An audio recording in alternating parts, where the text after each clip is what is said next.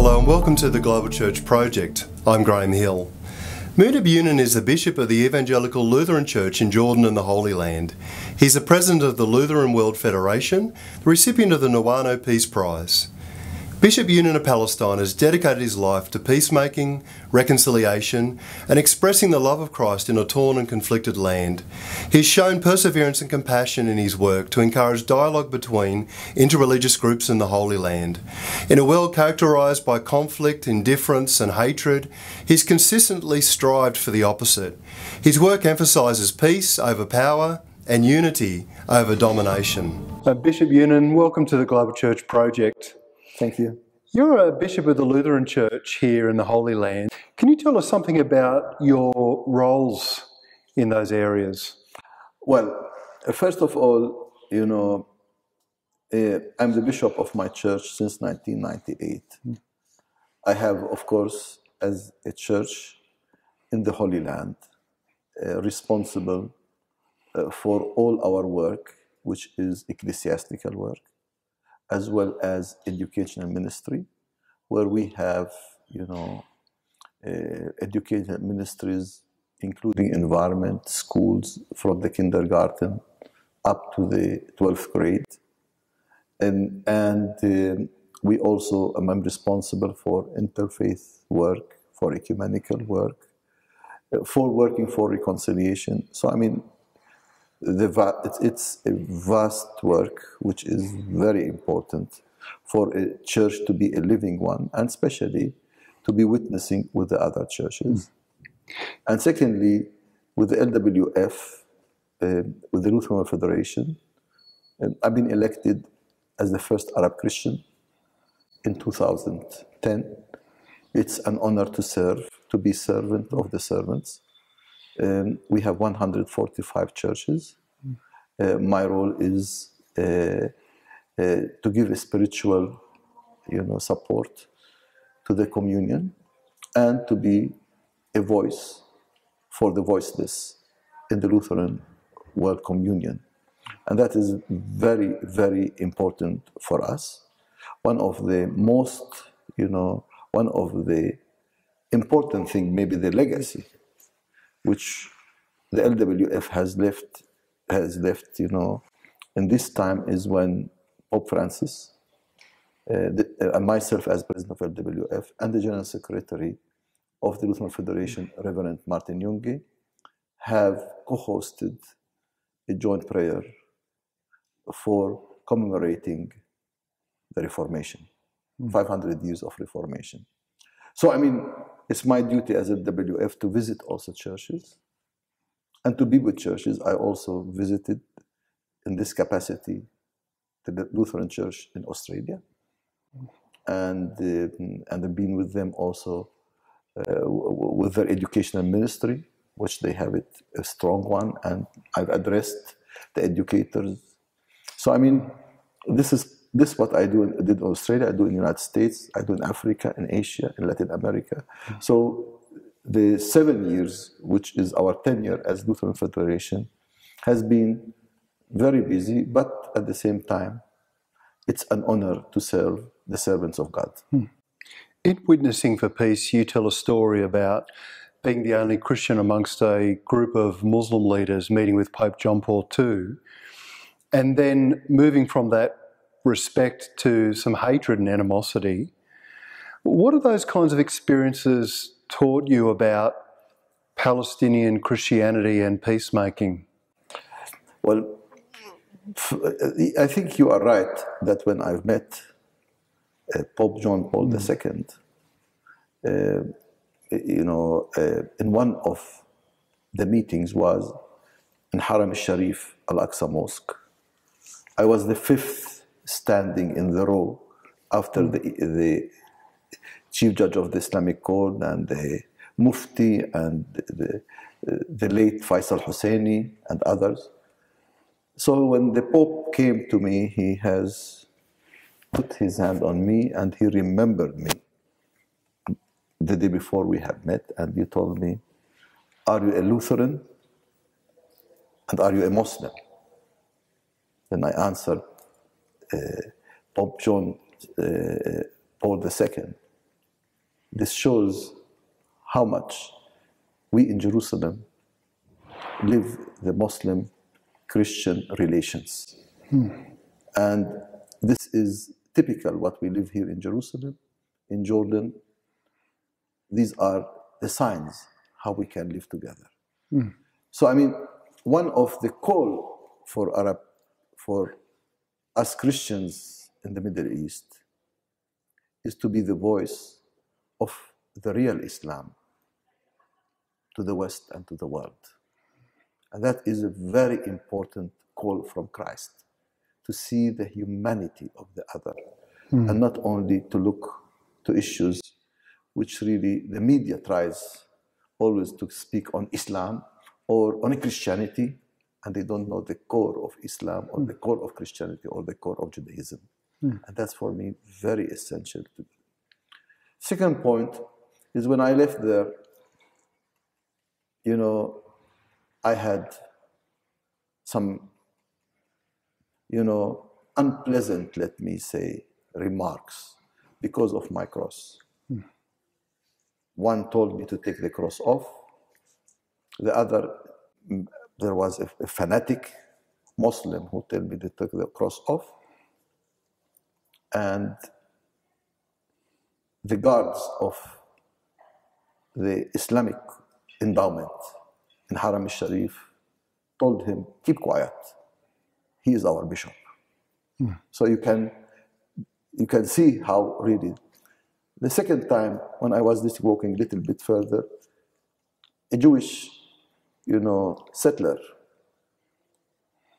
saw me with the cross and she spat and she told me. And I was looking, shall I say hard words or just say in my heart, may God forgive her for she doesn't know what she's doing. But it hurt me that after this meeting with the Pope, you have these two things. So I went to Patriarch Michel Sabah, who was the Latin Patriarch in Jerusalem. I told him, this is what happened with me today. What do you think? He said, this is our call. This is our Christian martyria, witness, in this part of the world. And we have to carry it with dignity. Even if there are some extremists and fanatics who do not accept the otherness of the other, who do not accept the cross or the other, we have to be here a living witness of our witness to of the love of Christ to every human being. And that is the message of Palestinian Christianity and of Arab Christianity. How do we shape our witness around the conviction and the practice of justice and peacemaking? Because I think sometimes in the West we talk a lot about witness and mission, but we don't focus a lot on justice and peacemaking and non-violence. Yes. Well, for me this is a theological issue. And this is the being of the church. If preaching of the gospel is only meant to preach from the pulpit, this is the easiest. It's a monologue. If it is only to give statements, it doesn't help. For me, we have to read the core of the Christian faith. The core of the Christian faith is our biblical story.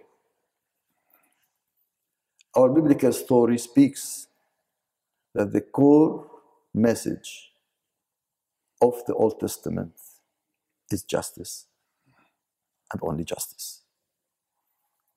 So you cannot, as Martin Luther says, if there is somebody who is hungry, you cannot tell him, may God bless you, and pass by. You must feed them and bless them at the same time. So it's working for justice is an integral part of the message, of the biblical message. It is an integral part of our Christian martyria. To work for justice is not an activity. It is our being. Why? God created us all equally with dignity. And Christ on the cross died for every human being, not only for Christians, equally, and retained our dignity. And that dignity comes to human being when they feel they are justified and they have justice and they can live their dignity and abundant life. But if they don't, so we have to raise our voices. Bonhoeffer said very clearly that the church should be the conscience of the state.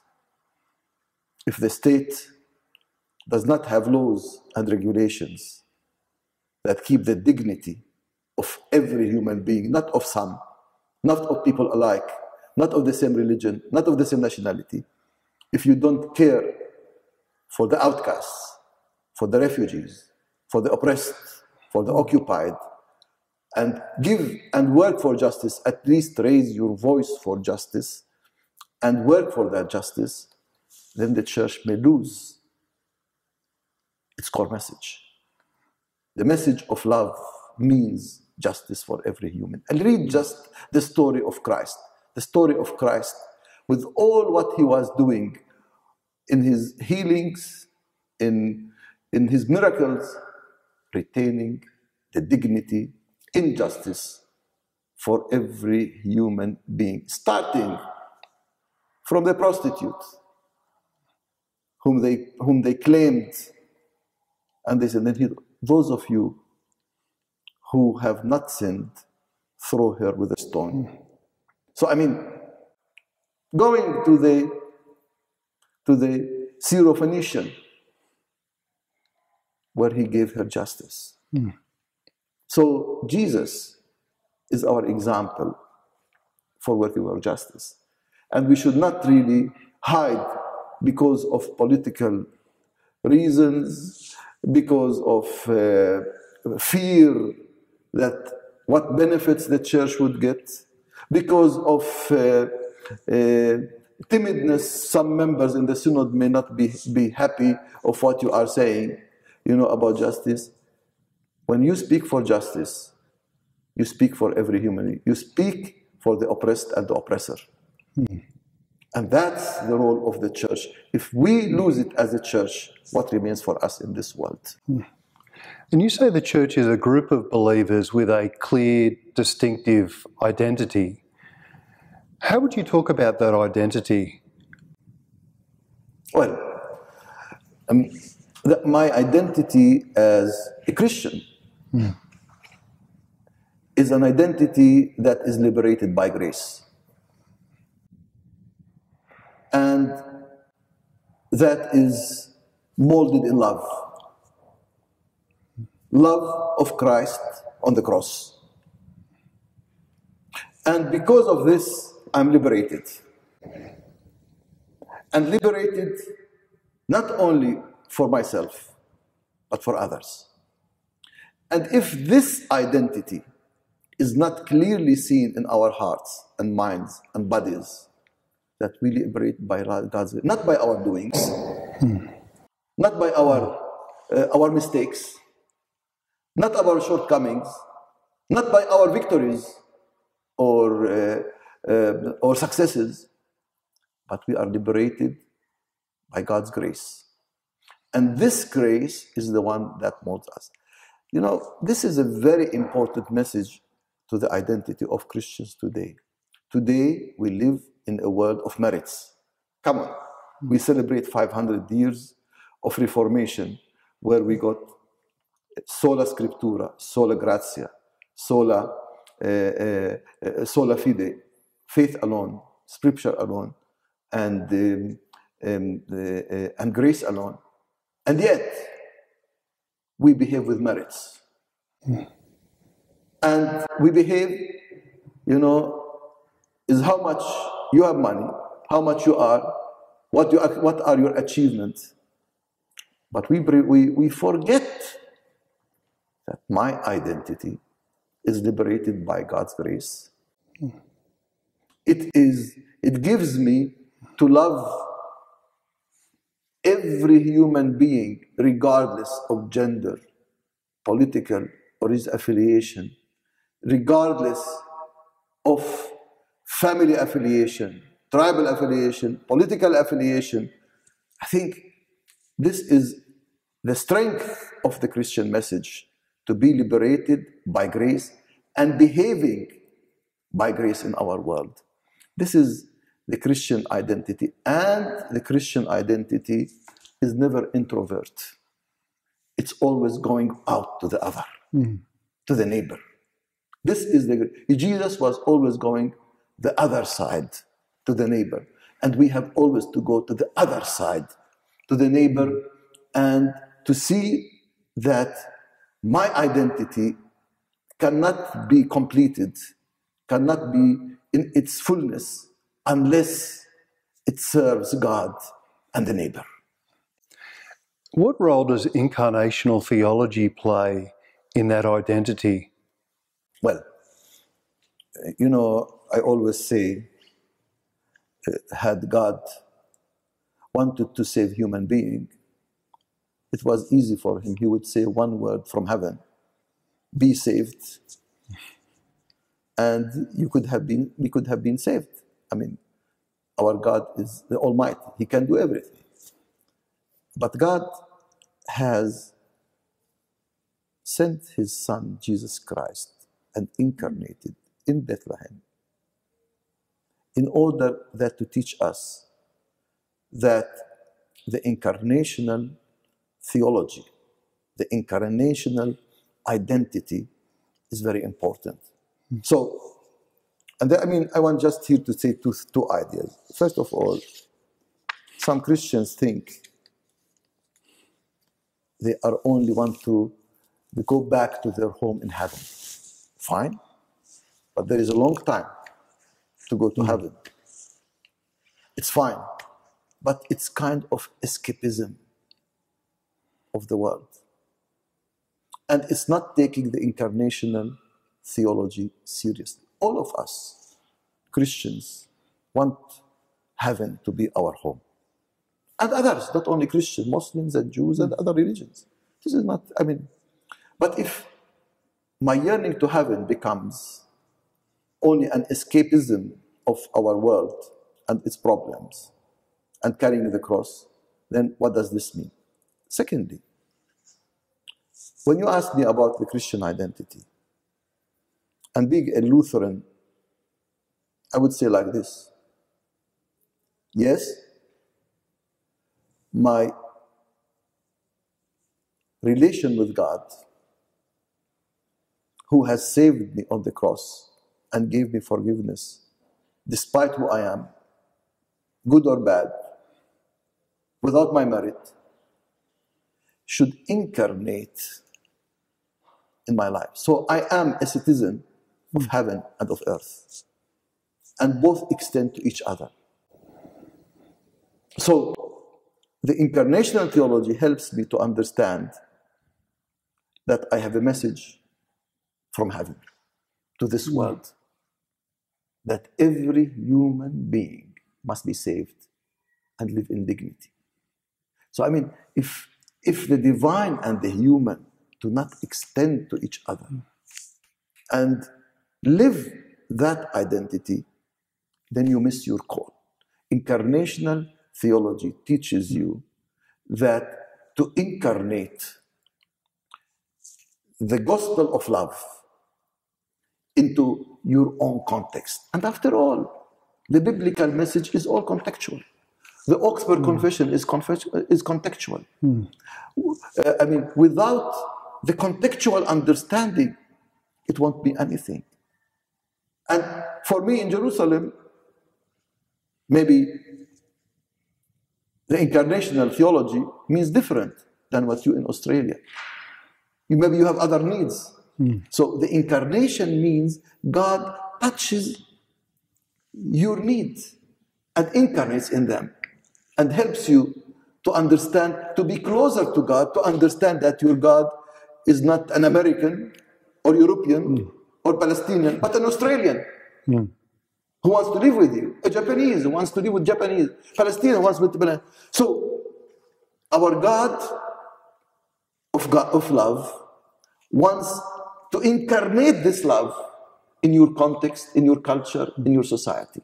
So for me, I cannot live without incarnational theology in mind, and without these messages which were in Bethlehem, incarnated, and continues to be incarnated today in every. So just to put it in short, every culture should allow the incarnation of the babe of Bethlehem in its midst. Then you will comprehend the message of love of God to you and to your neighbor. You talk about principles of witness in theological trialogue.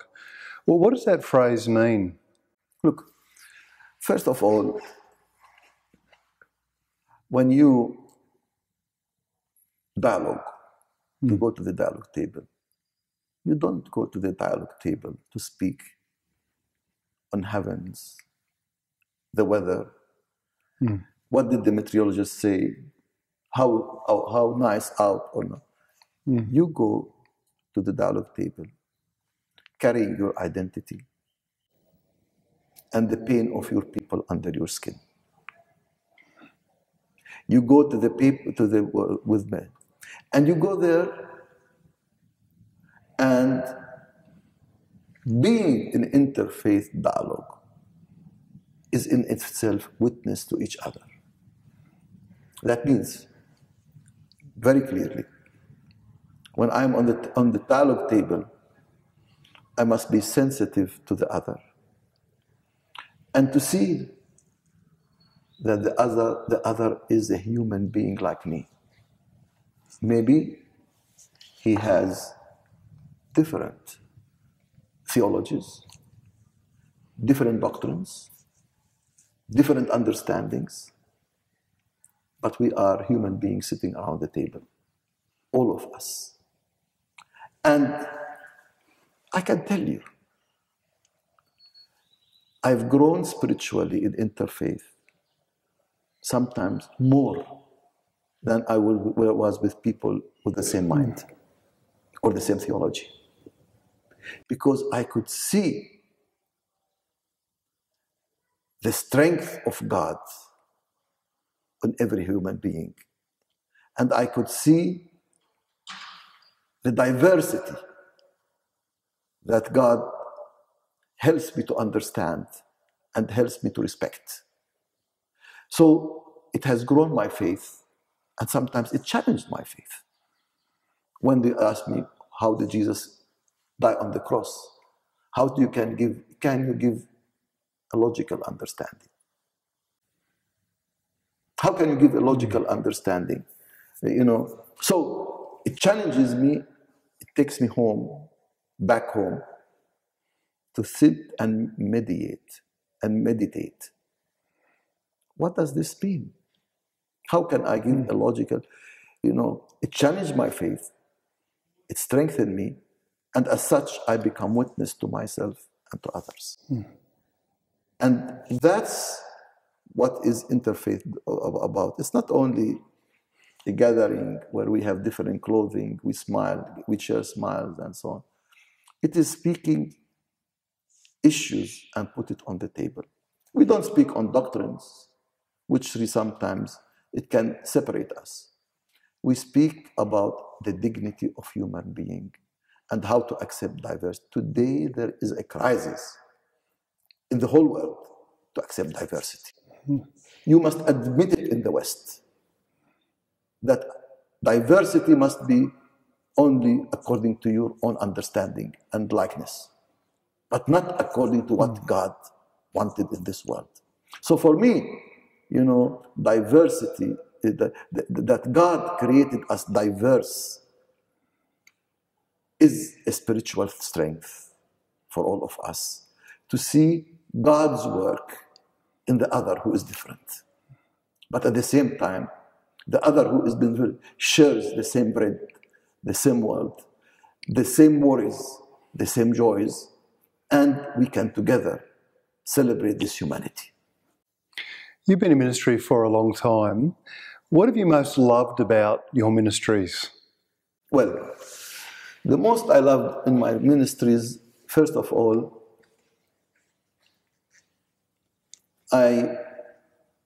there was no dull moment in my life. There may have been difficulties, but I always felt I'm called by Christ to save.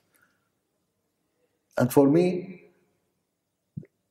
whenever I felt sometimes I'm down or frustrated or in despair, always I felt this call is coming back. You are called to carry the gospel of love in your world. And of course, this was the strength of my ministry. So I continue to enjoy. My ministry never ended. Still, I will continue, because the motto or the verse that I've preached in my ordination, in my consecration, and I continue to carry until God will call me back home, is I am not ashamed of the gospel of Christ. For it is the word of salvation for all who believe. And this I will carry it all my life, wherever I am, and wherever I am, without fear. And that was the strength of me. Secondly, this has taught me also to see how the suffering of the other,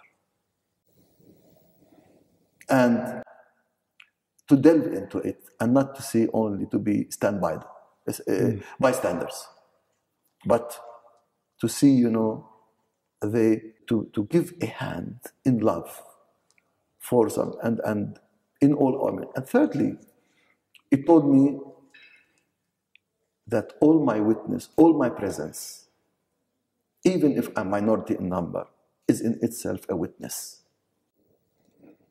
And so, even if I walk and say hi for people, it's a witness. So we have to understand that if you are called by Christ to serve, your being is in itself a witness to yourself and to others. And that is very important for every pastor to know it. And sometimes I sometimes feel sorry. Some people feel that you have an official work, and then you have your private, and they divide it. It's kind of a schizophrenic division of the ministry. And I cannot accept it. Even being at home, you are a missionary. You are a witness. There is no privacy, and there is no official. It's one mission. And I have always taken that. Maybe some people criticize, maybe from the understanding of some, is mixing home with private, with official. No. I think, once you are called, your life should be a living witness, and not should be divided. To be a living for yourself, for your family. By the way, the most critique of you are not the people outside or in the synod, it's your family. If you don't show the love first in your family, because you are called by Christ, how can you show it to others? Bishop Younan, thank you for joining us at the Global Church Project. You're welcome. Thank you. The Global Church Project is located at www.theglobalchurchproject.com. On our website, you'll find a wide range of interviews and resources for colleges, universities and churches. I look forward to your company next time. From me, goodbye.